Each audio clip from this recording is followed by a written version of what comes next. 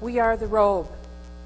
We came here tonight to tell you about an event that was witnessed a very, very long time ago.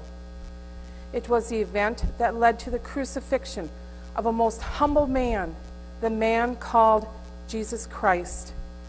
Oh, what a mockery that trial was. What a dark day.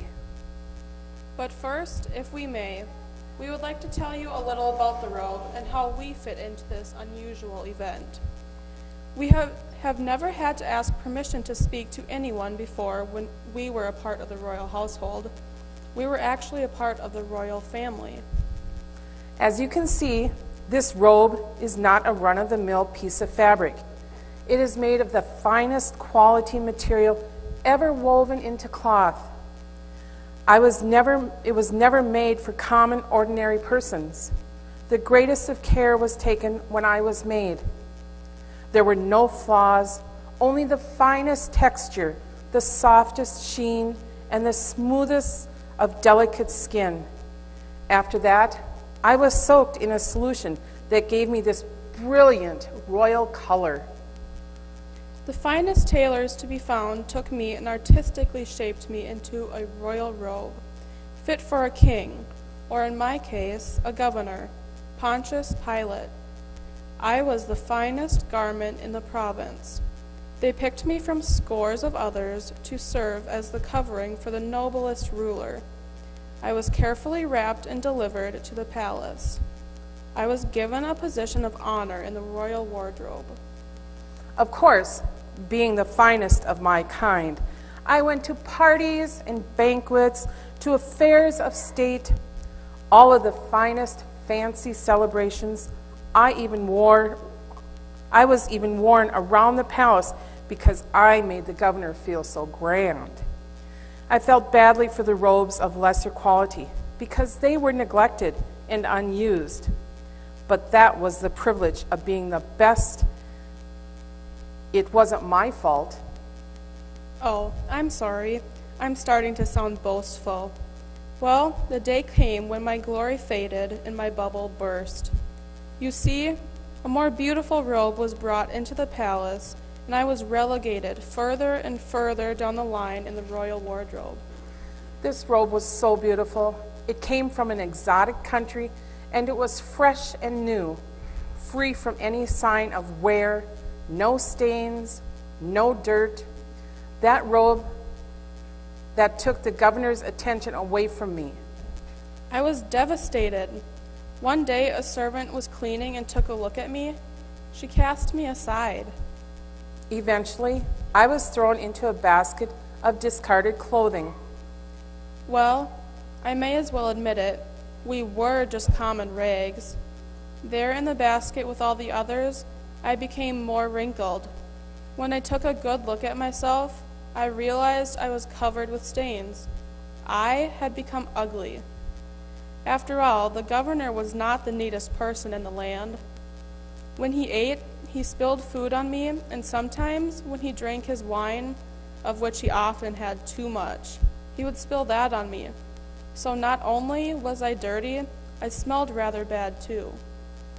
Well, what can you expect? I had served him for many, many years. I was no longer beautiful. One day, we were all there in the clothes basket when we heard all of this commotion outside. People were beginning to gather in the courtyard, and they were shouting. It got louder and louder. We heard yelling, "Crucify him! Crucify him!" Well, let me tell you, I was happy to be safe in the rag pile rather than outside with that crowd. But just then, at that moment, a soldier came from inside. He went to one of the servants who came to the rag pile and started fumbling around the basket. All of a sudden, I felt her hand tighten on my hem. She pulled me out and tried to shake my wrinkles. She held me up to the soldier. He laughed at me. I was so embarrassed. He said something about leaving the wrinkles in. He said they looked like they belonged to the king. He grabbed me from the servant and took me outside to the courtyard. He showed me to all the other soldiers, and they laughed too. I was humiliated. It wasn't even my fault that I was wrinkled and stained. The governor did this to me. Why was I being made a fool of? I looked around the courtyard for the man that was on trial. I wanted to see what he looked like. And there he was. He looked like an ordinary man. He wore simple sandals, a common garment, but his head was bowed down as though he was very tired, or maybe he was praying, maybe both. But on his head was the most hideous and frightful thing I had ever seen. It looked like a crown, but it was made of thorns. Why would anyone make a crown of thorns? It had been shoved down so hard on his head, and his forehead was dripping with blood. It flowed down from the puncture wounds and was running down his face. His hands were bound. He stood still, so very still. Both his body and his voice and his spirit were still. I was drawn to the calmness of this man. The crowd mocked him and even spit on him. They hit him. They threw things at him. They all thought it was great fun. The soldier brought me to the center of the courtyard for all to see. Then he placed me around the shoulders of this man. Well, I want to tell you, I have been placed over royalty before, and I have seen my share of criminals being sentenced by the governor. But the moment I touched his shoulders, I knew this man was innocent. He was not a criminal. This man was more than a governor. He was more than a king. Deep inside me, I knew he was the king of all kings. All those people laughing at him and mocking him were his reasons for being here, and they didn't even know it. They didn't even know who he was. Then the strangest thing began to happen. It will be hard for you to believe. It was hard for me. It was so strange. Remember when I told you about how his head was bleeding and drops of blood were falling down his face? Well, as I placed around his shoulders, it happened.